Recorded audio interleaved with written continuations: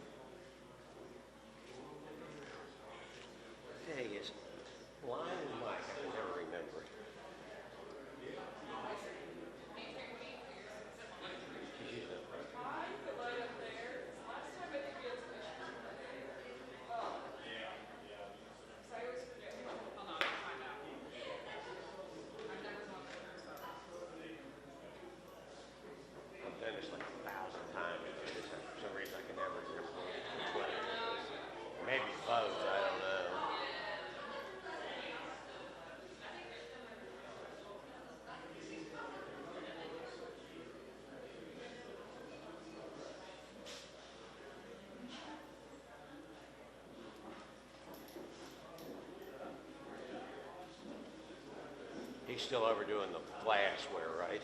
They just finished up. Oh, did they? Okay. So somebody can tell you? Yeah, I'm waiting on a message back. Make sure to.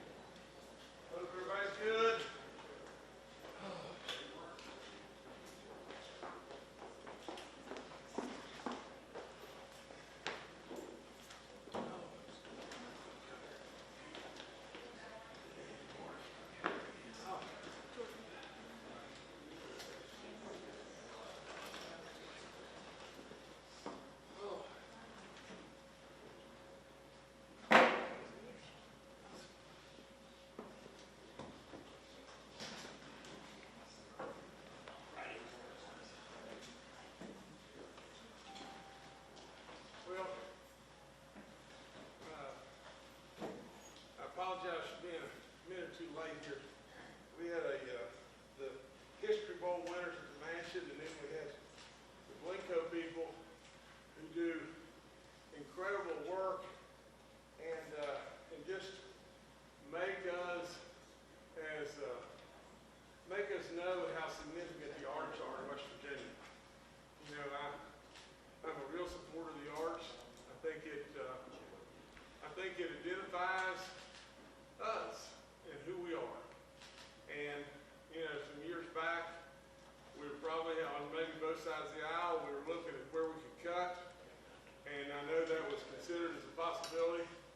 I wouldn't have it. I think it would have been a terrible idea because, again, I think when we lose our identity and we lose who we are and we lose our dedication to promote ourselves and promote the arts, it just brings more and more people to our state, and it's been a crying shame. Randall is doing an incredible job, and he's stuck on all the time. I couldn't be any more proud of him. And then my wife Kathy was there, you know, today, and they gave me this artwork that Blinko had come up with in regard to a Father's Day present, you know, a mug that they had done, and they had visited, you know, George Washington's home, and many historical sites went into making this mug, and the artist was there, and he was able to describe all that. But it's really good, really nice and all that. So we got a little behind. Now, the reason we're here today is just, you know, actually it was, the days are all running together, but maybe it was yesterday or the day before that Dave and Mark were in my office, and we were going over stuff and everything in regard to the revenue numbers and everything that basically got out without us, you know, telling the people about them and everything. But and my issue with that was just this. I mean, you know, it's okay to talk about it, but I just hadn't ever really seen a situation where that there had been a press release come from the Senate on this. But nevertheless, it did, and so. But there's way more to the story, and that's what we were waiting to tell. Now, stay with me just a second. Many people, well, hopefully not many, but some are critical of the fact that I want us to be proud of what's going on. I want to tell the good stories. And people say, well, Justice is just patting himself on the back and everything, and he does it and everything. Listen, we absolutely need to be really proud of what we're doing. And if you think it's justice, you're just way out in left field. You know, really at the end of the day, if we can't be proud of these numbers, we really can't probably be proud of anything.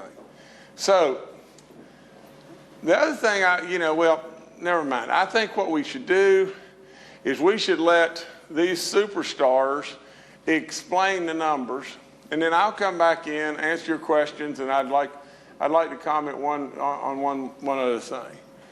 And that's just this. The state, our state is doing phenomenal.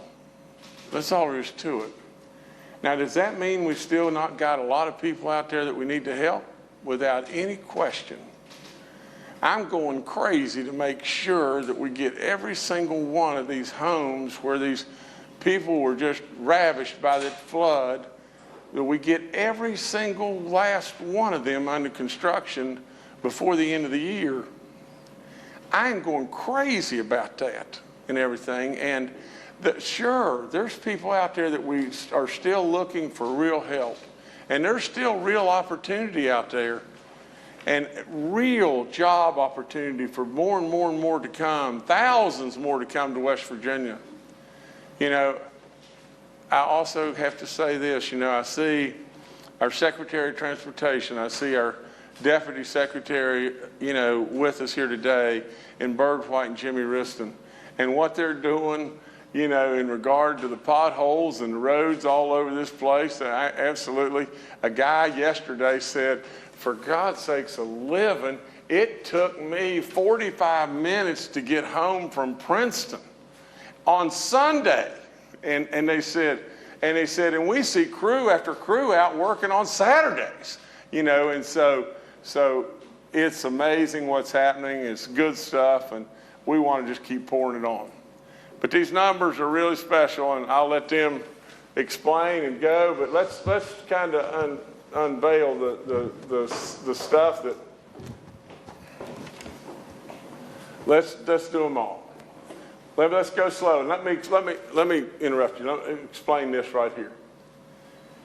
I think what you'll hear is from 2007 to 2017. For 10 years, our state had an average growth rate of less than 1%. For 10 years. Now, along came a guy in this 2017 period, but for 10 years prior to that, less than 1%. Now go. Now get this. In 2019, for the last 10 months, we have averaged 11.5%. Now, the thing that is really profound about this, and they'll tell you more about this, and I hope they'll read the statement. They had to get special permission from this agency that comes out with this, but for 2019, 10 months, 11.5%, it is the highest in state history general revenues. Now, I'm going to tell you, when you get the highest in state history, you got to feel pretty good about it, and there's got to be a reason to come in here and talk about it. And the other thing is the rating agency says that our growth rate in West Virginia, I keep saying it, in West Virginia, is the second highest growth rate in the country. Flip the other one over, please. And these are all our sources of revenue, and I'm not going to go through all that. But what they'll tell you, these people will tell you that it will total in excess or probably approaching $500 million above what we're thinking. Now, let me just say just this, and then I'll turn it over to them. And I want you to pay really close attention to me. I really, really want you to listen really hard to this. From the media standpoint, the legislature standpoint, for maybe people that are out in the wilderness that just don't know any better and they only know what they hear, why do you want Jim Justice to be them? Why do you want me to be them? And let me explain what I mean by that. You want me to sit over there at the mansion and get gold stars for just sitting there? You want me to do what's been done in the past? Do you really want to be occupied with where I sleep at night? Do you want to be a little bubble of people that is negativity shoots out in every direction known to man? Is that what you really want me to be? I can't be that. There's not a chance that I've ever taken any article or any document or anything out of the state government and taken it home with me or anything. I don't do that. I don't do that. But I am out as a laborer, and it's working. It's working like it's never worked before, ever. If you think I'm going to apologize to you or I'm going to even comment on, well, Governor, you know, why aren't you at the mansion more? Whether I'm everywhere more. Everywhere. That's telling you. For God's sakes, living, you don't want this. You want that. It's just as simple as that. You don't want this. You had this for 10 years. You don't want this. You want that. Why do you want me to be them? That's your question. Why do you want me to be them? And you know what? And now I'm going to read to you just one little thing from the greatest book that's ever written, our Bible. Now, there was a time when Jesus was with his disciples and a bunch of other people. But to me, this is the whole tale of the thing. He said, all of you like to gather around. All of you like to gather around in a place where you can be fed and you can have drink and whatever. But then he said this. He said, and I got to really stretch to be able to see it. Then saith he unto his disciples, the harvest truly is plenteous, but the laborers are few. I think what he's saying.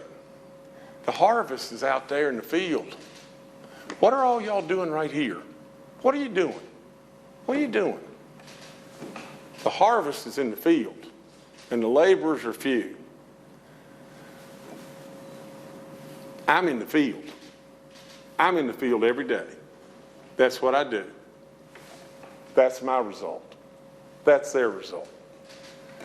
I'll turn it over to y'all.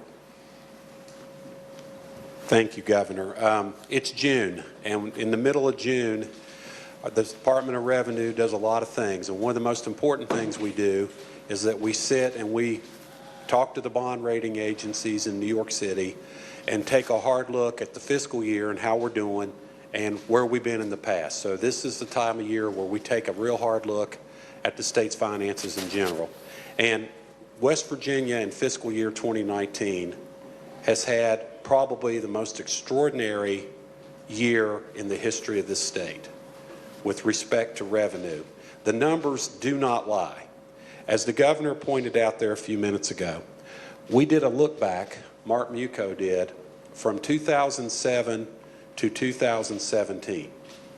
If you do the average revenue growth rate for those years, the growth rate as shown on this poster was 0.8%. To put that in dollars, that was $314 million of revenue growth over a 10-year period. That's cumulative. Now, lay that number here. Now think about where we are today. On May 31st, 11 months into this fiscal year, our revenue growth rate at the end of May was 11.8%. That number there is 11.5 because that's the end of April. And I'll tell you why here in a minute. 11.8% translated into revenue growth this year of $452.6 million. So in this year alone, we have gained $452.6 million of revenue versus $314 million for 10 years between 2007 and 2017. That's 150% in 1 year of what we did in 10 years from 2007 to 17. Now, the other piece of news that's very important, and that's why it says 11.5 on that poster. At the end of April, we are members of an organization called the National Association of State Budget Officers. And their role is to go out and survey all the states. And we get emails, and we're part of that service of monitoring what the other states are doing. Out of the 50 states, there are 5 at the end of April that had double-digit growth. 5 out of 50. That's 10% or more. West Virginia's growth at the end of April was 11.5%, which made us the second largest growth rate this year in the whole United States of America. The only state that got ahead of us, and we'll catch them next year, I hope, is Oklahoma. But we are second in the country on growth rate this year. We set an all-time record. We're on target to grow our revenues this year by about $500 million because we still have the month of June to count up. As far as... Dave, let me... Yes, sir. This just came to me yesterday or the day before. But Dave came and said they have to get special permission from whomever that agency is. NASBO. And they do you have that quote? Did y'all bring that? We have it here on the iPhone. Yeah. We had to get permission from them to release the information. Y'all should hear this quote. It's exactly what he's saying, but they had to get special permission from this agency, and this agency gave us the quote. And then Dave brought it over and gave it to me at the mansion, and it was...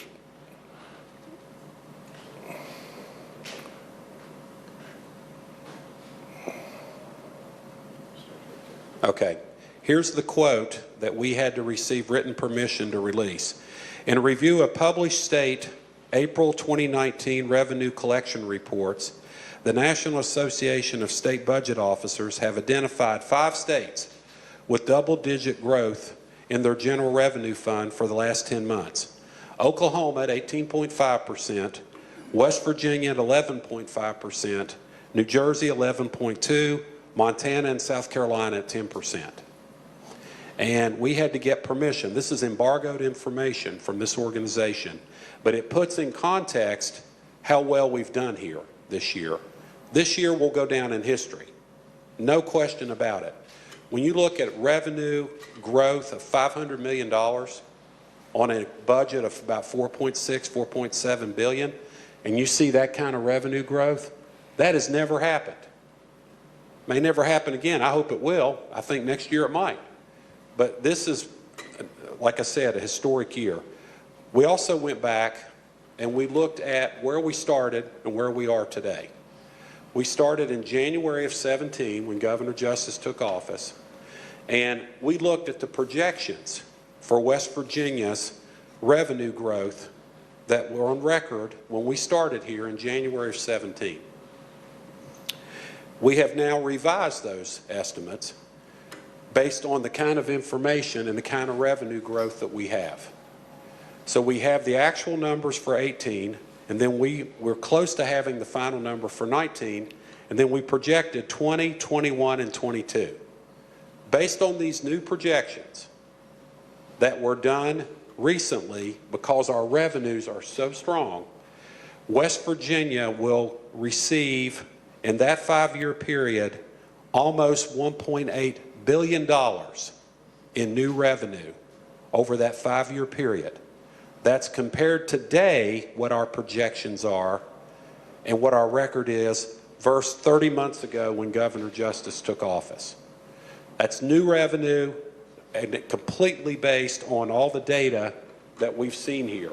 Where's this revenue coming from? The severance tax trends since we took office here and since the governor took office are extraordinary. Coal severance revenue has improved by 37% since January of 17. Non-manufacturing exports, and that's mostly coal exports, have risen from $1.5 billion to $3.9 billion. Percentage obviously very large. Natural gas severance tax collection since Governor Justice took office has gone up from 63.9 to 153 million, and oil severance tax collection has gone from 11.6 to 36 million. The severance tax revenue has more than doubled in all segments: coal, natural gas, and oil severance tax. This year alone, fiscal year 19, severance tax is up 32.2% just in this fiscal year alone. Other revenue sources that have done so well, our corporate net income tax is up 75.3% year to date. Our personal income tax, which means West Virginians are earning more money, is up $160 million or 9.2%. Our sales tax is up 10.5%. And we set a record this year for growth in our sales tax revenue as well. And that is the greatest increase in sales tax in a single year in West Virginia's history. And Mark's quick to point out, as he always is, in a year we didn't have a tax increase, because you have to take out the years that we added tax increase. You're right on that, Mark. Other things that we've done in the last 30 months, there's been no use of the rainy day fund at all to balance the budget.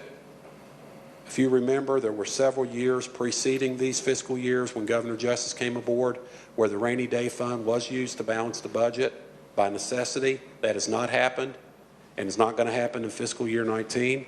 2 consecutive average 5% pay raises, $105 million additional contribution to PEIA, and this next point needs to be said over and over.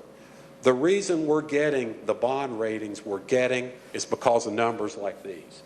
When we took our bonds to market last June, a year ago, for $800 million worth of bonds, the state received $913 million. That's $113 million premium that we are going to use for roads based on how good our bond ratings are, based on these excellent economic numbers.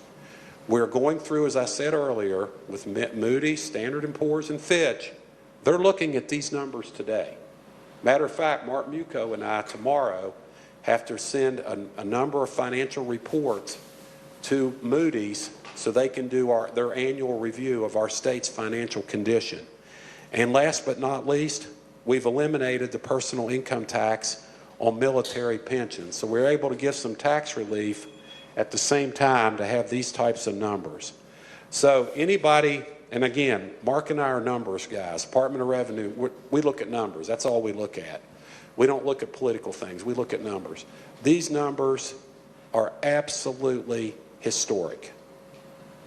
And West Virginians collectively should be very proud of what's occurred here in the last 2.5 years. Like I said, when we went back and we looked at what we started with in January of 17, we're projecting $1.8 billion more revenue today than we projected 30 months ago. So with that, that's all the numbers I've got for today, Governor. I'll turn it back over to you if Mark wants to add anything. Mark, do you want to add anything? Okay. He schooled me well. I would like to add just this, that we're getting ready to go back out on another bond deal.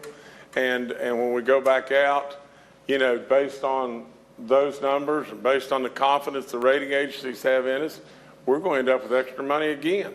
And when we end up with extra money again, we can just put more and more money into fixing the roads and the highways. And before you know it, this scourge that, tell it like it is, that I inherited. I mean, these roads just didn't get this way.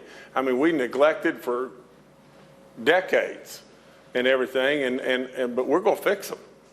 We're going to fix them. We got 2 great superstars right there, and we're after it. That's all there is to it. I said jokingly, you know, the potholes are running from us now because they see the paving machines coming, and they are running from us. So I couldn't be happier, and I want us all to know this. You know, they're just over there, they gave me a wonderful Father's Day, you know, piece from Blinko. And I said this, and I want us to just digest just this. Father's Day is a wonderful occasion, and I was very, very appreciative, but there's a bunch of people, a bunch of kids and a bunch of people out there in the wilderness and everything, all through West Virginia, that they don't know who their father is, or they don't know where their father is. And for all those, we need to keep those in our prayers. We're getting better. We're getting better with leaps and bounds. To be perfectly honest, you know, it frustrates me to death when somebody, you know, says something that I consider just not very bright. When you come up with things like, well, where'd you sleep last night, or what'd you do this, or what'd you do that, and everything. I mean, really, this is my job. That's my job. That's all there is to it. The numbers speak for themselves. You know my job. That's my job. Now, on the other hand, though, we still got people to help, and we got things to do, and we want to just keep moving. And so I wish to goodness that we could just know this, that I couldn't be any more prouder of that as a West Virginian, but I couldn't be any more prouder of that to represent the Republican Party and say, we need to lead. We need to move forward, and we need to be together. We don't need to be hitting at each other. We need to be together and everything and move forward. But I keep going back to this last thing, and then I'll shut up. I've said it till I'm blue-green. It doesn't really matter if we're Democrats or Independents or Republicans. At the end of the day, we're West Virginians. And we got too many people on the outside that are throwing rocks at us, and we need to absolutely to understand that we need to first and foremost do the greatest thing in the world for West Virginians every day. You know, Kathy grew up in Prosperity, West Virginia. You know, for crying out loud, a little 4-H kid, and some way she puts up with me, and this is all we know. This is all we do, and we love it. And so, and we love our people. So anyway, a great day to celebrate. Great day. We'll take your questions. Okay, we're done.